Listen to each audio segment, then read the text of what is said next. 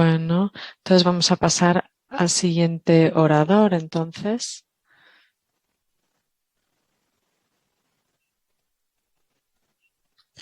Jamie DeWitt es profesor del Departamento de Farmacología y Toxicología de la Facultad de Medicina Brody de la Universidad de Carolina del Este. La investigación de la doctora DeWitt se centra en los efectos de los contaminantes ambientales en los sistemas inmunitarios adultos y en desarrollo, así como las interacciones entre el sistema inmunitario y nervioso. SPEI, COPEI y COI en varios estudios financiados relativos a los efectos inmunitarios de los PFAS, especialmente aquellos PFAS que se consideran nuevos o poco estudiados. Se doctoró en Ciencias Medioambientales y Ciencias Neurales por la Universidad de Indiana Bloomington y completó su formación postdoctoral en inmunotoxicología en la Agencia de Protección Medioambiental de los Estados Unidos en el marco de un acuerdo de formación cooperativa con la Universidad de Carolina del Norte. Así que bienvenida, Jamie. Así que ahora pasamos a toxicología. Muchísimas gracias por esa presentación tan buena. Gracias al comité por invitarme para hablar de los efectos toxicológicos de los PFAS. Antes de empezar, me gustaría compartir con ustedes algo. Es que me financian varias entidades para estudiar la inmunotoxicidad de los PFAS. También hablo públicamente sobre mi opinión sobre los PFAS y cómo deberían ser regulados. También me desempeño o he sido o soy o he sido un testigo perito, un perito por parte de un demandante. Entonces, voy a presentar esta información también a través de la lente de mi propia experiencia. He estado estudiando los PFAS desde mi postdoctorado en el 2005, cuando comencé, y he realmente llegado a apreciar la toxicidad de estos compuestos en organismos vivos cuando se ven expuestos. Tal y como han escuchado otros oradores, estos compuestos en esta clase tan grande tienen toda una serie de preocupaciones asociadas con su potencial de tener efectos adversos en la salud de los organismos vivos. Nos preocupa las emisiones durante el ciclo de vida de un producto que esté hecho con PFAS o que contenga PFAS. Pueden emitirse en la fase de producción, de uso o incluso durante el fin de la vida del producto. Estos PFAS se pueden emitir y volver al medio ambiente y tener un impacto en organismos vivos. También nos preocupa enormemente la persistencia de los PFAS. La mayoría de ellos son medioambientalmente muy persistentes. Los que sí se pueden deshacer, se deshacen en otros productos estables, que puede también contribuir a la toxicidad de estos compuestos precursores. Estos se pueden acumular en organismos vivos, muchos son móviles, pueden viajar desde el punto de emisión hasta otro sitio y muchos están asociados con problemas de salud. Muchos científicos dicen que no hay suficiente evidencia, pero que no deberíamos tener productos que no se puedan deshacer, que no se puedan descomponer y ya sabemos suficiente sobre su persistencia, su bioacumulación, sobre su movilidad y sobre su toxicidad, con lo cual deberíamos tener en cuenta todo esto, aplicarlo a toda la categoría de los PFAS, porque sí que entendemos esto. Y deberíamos concentrarnos en lo que tenemos certeza en vez de en lo que no sabemos. Entonces, me voy a concentrar en la toxicidad sobre varios PFAS, me voy a concentrar en los más antiguos y especialmente en esas áreas de toxicidad donde hemos acumulado la evidencia más robusta, de mejor calidad y algunos comentarios realizados en estos estudios epidemiológicos. Entonces, hay tres áreas de de evidencia que hemos acumulado a partir de estudios con modelos experimentales. Algunos de estos modelos son roedores, pero también con primates y modelos no tradicionales. Me voy a concentrar en los modelos con roedores. Voy a empezar con mi sistema favorito, el inmunitario, porque es el que yo estudio y es el sistema en el que estamos pensando ahora que estamos esperando superar esta pandemia. Una de las conclusiones más importantes sobre dos de estos compuestos antiguos, los PFOA y los PFOS, fue por parte del Programa de Toxicología Nacional de Estados Unidos, tras una revisión sistemática de las evidencias sobre estos dos tipos de PFAS. Se concentraba en estudios epidemiológicos y toxicológicos e incluye también evidencia de datos in vitro cuando están disponibles y se concentra o se supone que estos dos compuestos afectan el sistema inmunitario de los humanos ya que suprimen la respuesta de anticuerpos. Estas son respuestas que son muy análogas a las respuestas a la vacuna en personas. Estos datos de animales experimentales muestran la respuesta a una vacuna y fue respaldada por estudios en humanos. Pudieron llegar a esta conclusión. En esta diapositiva ven que hay otros resultados toxicológicos inmunitarios que han sido asociados con exposición a los PFAS y esto apoyó la conclusión de ese peligro inmunitario de los PFOA y los PFOS. Y parece que hay ciertas cosas que son contradictorias, supresión de anticuerpos, pero luego también en algunas poblaciones, en algunos modelos, los PFAS aumentan esa respuesta inmunitaria de una manera indeseable. Por ejemplo, una alergia o enfermedades autoinmunes.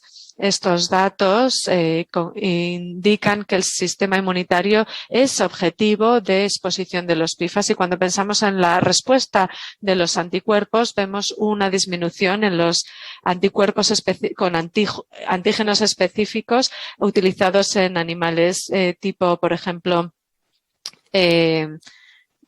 KAL para ver una respuesta y poder medir los anticuerpos en el sérum del animal. Y vemos que hay una reducción en la respuesta inmunitaria. Algunos podrían pensar, bueno, ¿cuál es el problema? Es una reducción. Pero ¿cuál es el resultado clínico? Bueno, en el mundo de la toxicología inmunitaria esta reducción se considera significativa biológicamente hablando. No tiene que asociarse con un resultado clínico o una enfermedad. También sabemos que cuando medimos este tipo de resultado en animales experimentales predice muy bien los riesgos en personas que se vean expuestas de la misma manera. Esta es una medida muy robusta de la manera en que se adapta la función del sistema inmunitario y cuando vemos esta función que se resiente en los animales experimentales, vemos que va a ocurrir lo mismo en los humanos. Predice ese potencial para los PFAS de causar una respuesta similar en esos humanos expuestos.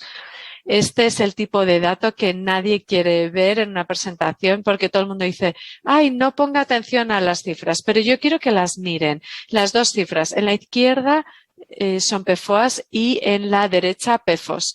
Lo que quiero que entiendan son los puntos rojos. Los puntos rojos son los grupos de animales que se han visto expuestos a estos dos compuestos y que se les dio un antígeno. Esto es una medida de la respuesta a los antígenos y como ven, muchos de los rojos están por debajo de esa línea central y esa es la respuesta del grupo de control. Así que esto indica que la mayoría de los estudios que han evaluado esta respuesta en animales experimentales han visto una supresión de la respuesta y en la mayoría de los estudios los animales se les dio PFAS, PFOAs, PFOS a través del agua potable o alimento. Así que estos fueron ejemplos del tipo que se utilizó en el programa de toxicología nacional para determinar la respuesta de anticuerpos a un antígeno específico y cómo es sensible a la exposición a los PFAS. Basándonos en estos datos, varios estados en Estados Unidos han utilizado estos puntos toxicológicos para proteger la salud pública. Nueva Jersey, Michigan, establecieron los niveles máximos de los PFOS en el agua potable, por ejemplo, 13 nanogramos por litro en Nueva Jersey, en Michigan 16, indicando esa sensibilidad del sistema inmune a la exposición a los PFAS y la capacidad de utilizar estos datos para proteger a los humanos frente a este tipo de exposición en agua potable. Recientemente, la Autoridad sobre Inocuidad Alimentaria Europea, EFSA, estableció un consumo semanal basado en esta inmunotoxicidad y aplicaron estos datos a todos los diferentes tipos de PFAS para su consumo semanal. Cuando analizamos estos datos toxicológicos desde el punto de vista del sistema inmuno, podemos decir claramente, basándonos en las medidas que se incluyeron y en la similitud de las respuestas en las diferentes cadenas y especies, y basándonos en las observaciones que hemos realizado en estudios epidemiológicos, que el sistema inmune es un objetivo sensible y el riesgo a la exposición a los PFAS del sistema inmunitario se ve respaldado por esa evidencia toxicológica. Voy a hablar ahora de daño hepático en modelos experimentales. Realmente cubre toda una gama de respuestas. Uno de los cambios más claros que se observan en animales experimentales expuestos a este tipo de PFAS es un aumento del tamaño del hígado.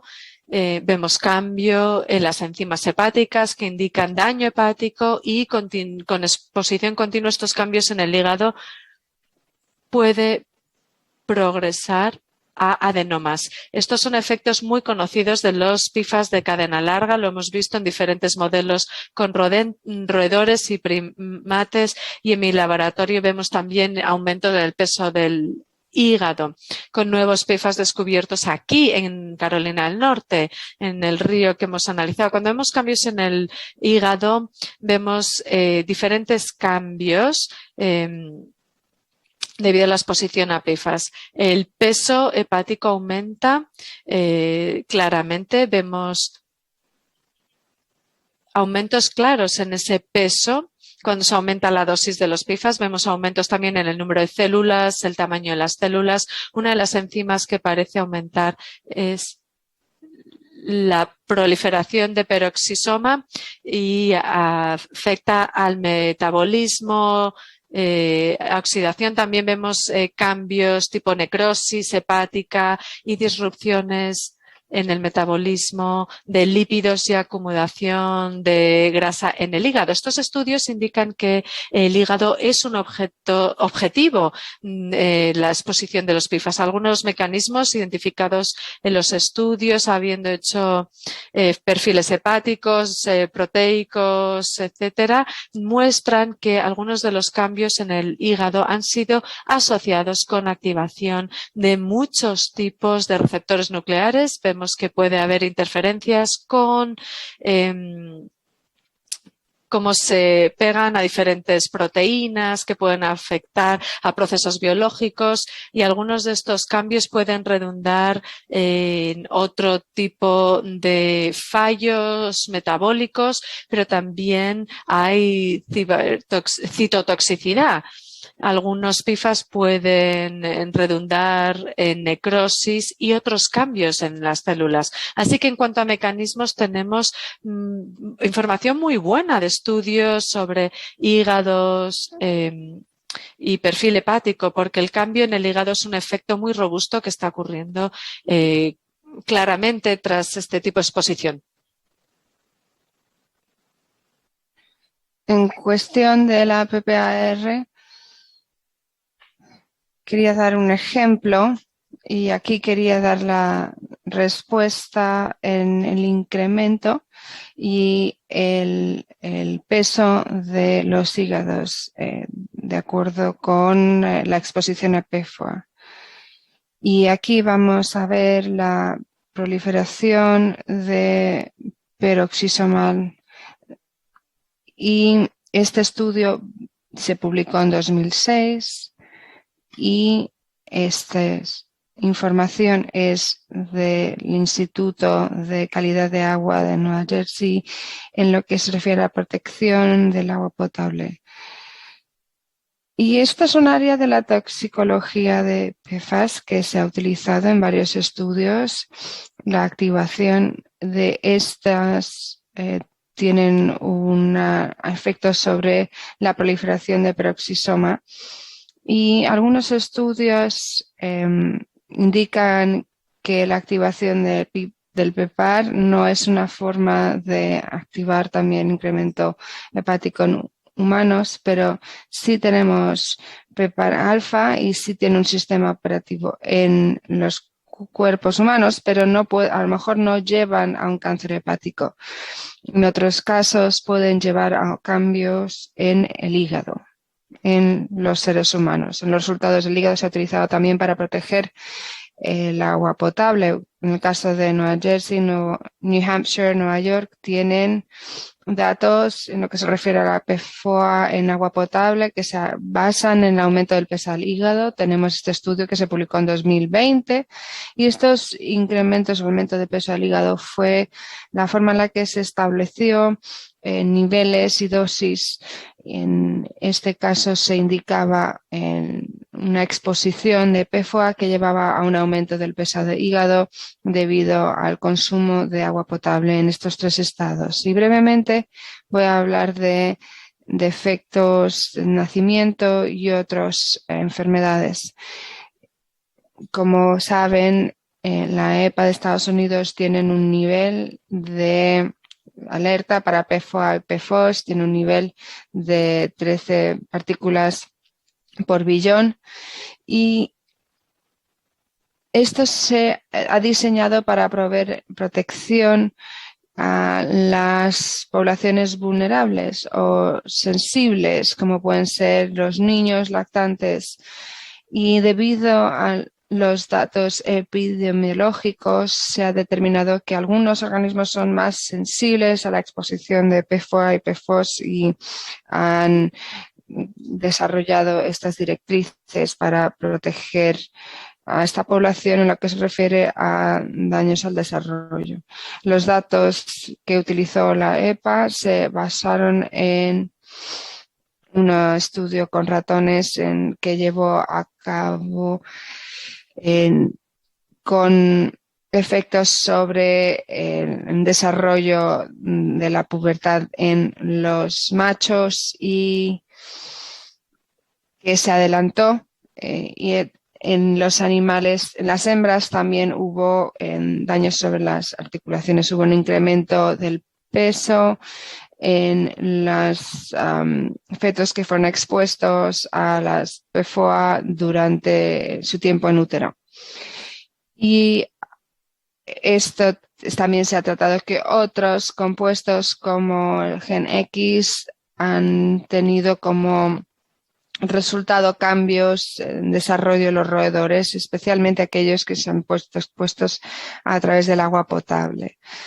Y hay información sobre el peso del hígado, nivel de desarrollo, cambio de comportamiento, problemas de memoria, deterioro de la lactancia, que puede llevar a la mortalidad, una disfunción de la placenta y cambio de los marcadores del metabolismo de la glucosa y los lípidos. Y también el efecto de estos compuestos sobre la salud de la placenta. No todos los compuestos químicos tienen el mismo efecto en la misma concentración. Algunos, como el gen X, tiene efectos sobre la salud de la placenta en concentraciones menores que la PFOA. Y después de estos estudios se observó que los fetos podían fallecer después de la exposición en placenta o podrían presentar varios problemas de desarrollo. Quería mostrar también un modelo que se desarrolló por el estado de Minnesota. No me voy a centrar en detalles del modelo que se desarrolló, pero esto es un modelo que desarrolló Minnesota, que se diseñó para proteger a los lactantes de los PFAS, sea a través de la lactancia o incluso el consumo de fórmula a través de una mezcla con agua potable que estaba contaminada o a través de la madre que estaba consumiendo esta agua potable contaminada. se concluyó que los niños lactantes estaban recibiendo un nivel más alto de concentración de exposición que aquellos que bebían fórmula, y en ese sentido se veían más expuestos. Varios estados tienen referencias sobre resultados toxicológicos basados en su exposición de PFOA y PFOS. Massachusetts, Minnesota, Vermont, Washington tienen modelos para PFOA y PFOS, y lo interesante es que algunos estados también han incorporado factores de incertidumbre en sus dosis de referencia debido a la presencia de los efectos sobre el desarrollo, porque podría ser que no habían suficientes estudios, pero se basaba en el concepto de que los organismos en desarrollo son más sensibles a los efectos de los PFAS, así que era importante mencionar estas poblaciones más sensibles. En este caso tenemos áreas de resultados toxicológicos que muestran las observaciones que se han llevado a cabo en el ámbito epidemiológico. Sabemos que la toxicidad hepática o inmunotoxicidad tienen varios resultados que se replican en estudios epidemiológicos como toxicológicos, y esto muestra una vez más una mayor probabilidad de que hay un cambio en los organismos, en la exposición de los PFAS, y que esto también se puede establecer un vínculo con los efectos sobre la salud de los seres humanos. Así que no solamente son resultados aleatorios, sino que tienen un vínculo. También hay otros efectos toxicológicos que sí están fundados en grandes estudios con muchos datos, y en primer lugar es la formación de tumores, y eso fue la primera vez que oí hablar de la tríada tumoral que se produce en el caso de los ratones. Es el incremento de tumores en hígado, el páncreas y testículos en roedores, y se han estudiado varios de estos casos. Puede haber una disrupción del sistema endocrino, y también se han visto alteraciones en estudios toxicológicos en varios ámbitos en el que se puede haber visto afectado a la glándula tiroidea, y también en los resultados neurotoxicológicos en los que algunos estudios medioambientales han destacado cambios en motrices, incluso solamente en una exposición a nada temprana. Se conoce cada vez más sobre los PFAS. Si necesitamos más información para tomar una decisión, sabemos que la diferencia de sexo son importantes. Las hembras tienen índices de secreción distinta que los machos.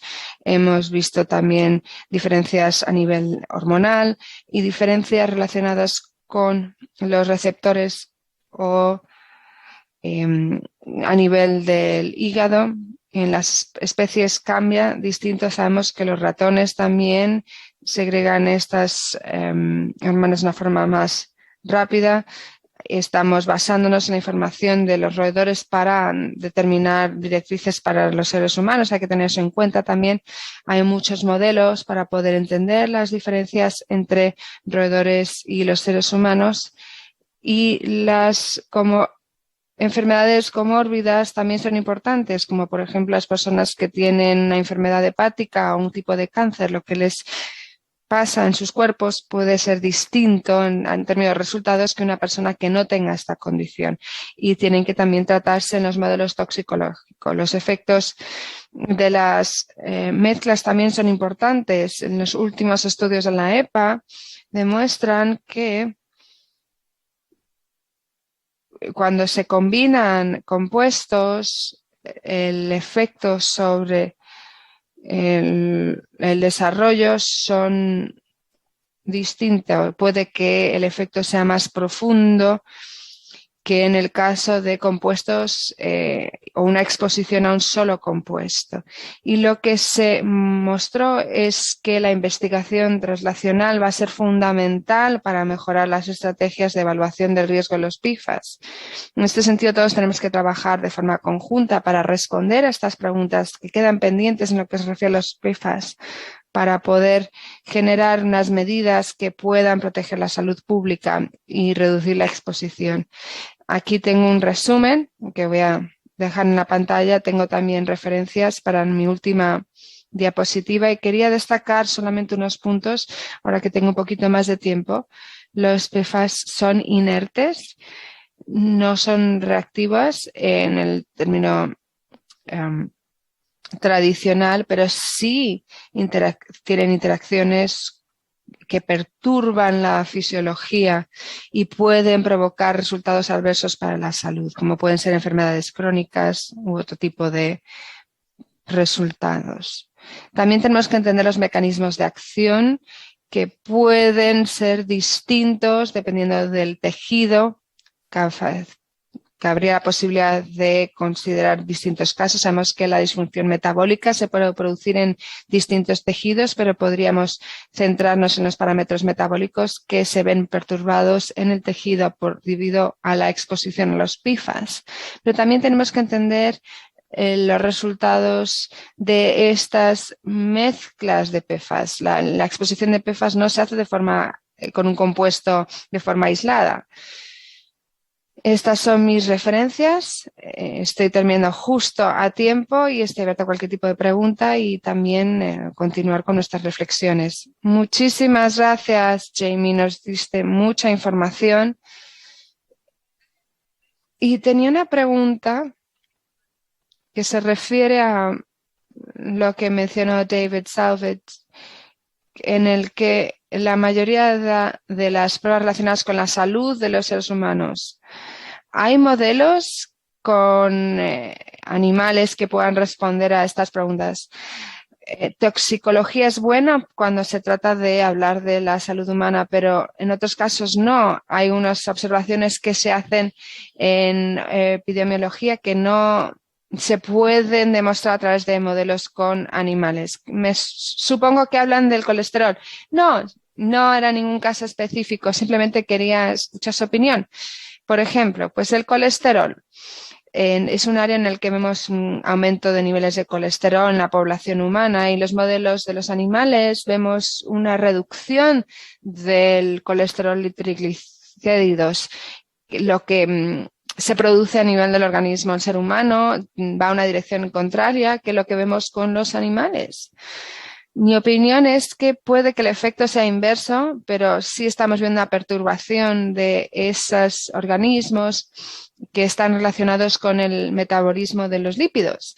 En esta situación, la evaluación de estos efectos, tenemos muchísimos modelos con animales que nos pueden justamente dar indicios sobre el efecto metabólico.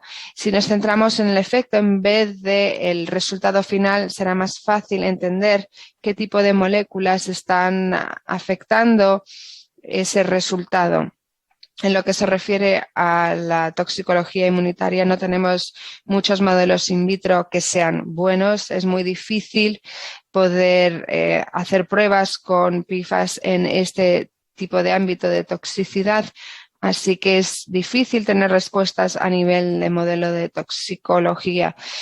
También en autoinmunidad hay pocos modelos que utilizan animales para demostrar justamente esta toxicidad. La primera pregunta tiene que ver con los efectos sobre la inmunidad. Muchas gracias por el comentario. Se habla de resultados inmediatos y luego posteriores.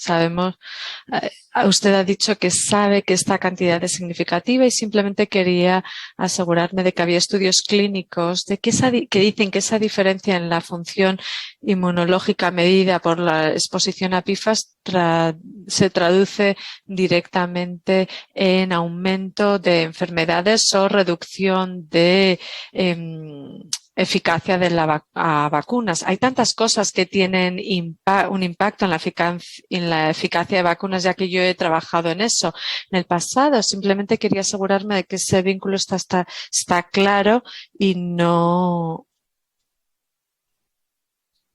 extrapolado, sino algo que se ha visto claramente en los ensayos.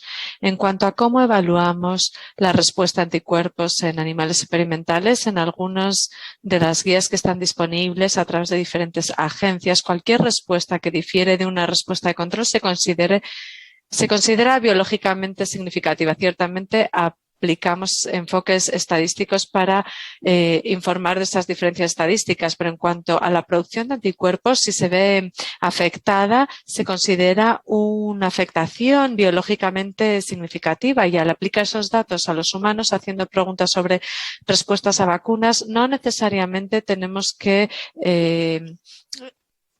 empatar eso con ensayos clínicos, enfermedades tipo aumento de catarros, gripes o una disminución en la eficacia de la vacuna. Aquí los clínicos y los investigadores toxicológicos tienen que ponerse en contacto sobre el valor de la prueba que utilizamos en inmunotoxicología y cómo eso se aplica en un escenario clínico. Muchísimas gracias. La otra pregunta que yo tengo tiene que ver con la duración de los estudios hepáticos. El hígado, junto con la piel, es el órgano que más se autocura, se sana a sí mismo.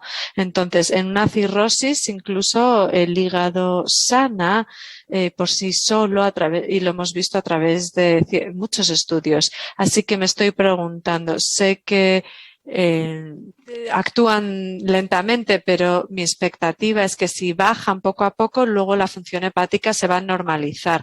Quería saber si hay algún estudio animal a largo plazo en ese sentido, si ha habido problemas carcinogénicos en ratas y ha habido tumores hepáticos, entre otros problemas, y algunos de los hemos expuesto, por ejemplo, a ratones durante 15 días y 15 días más tarde se para y el hígado vuelve a un peso que es similar a uno de control. Pero en mi laboratorio no analizamos eso, así que no estoy segura si esa exposición corta si después de esa exposición corta luego se vuelve a la normalidad. Muchísimas gracias. La exposición ha sido excelente.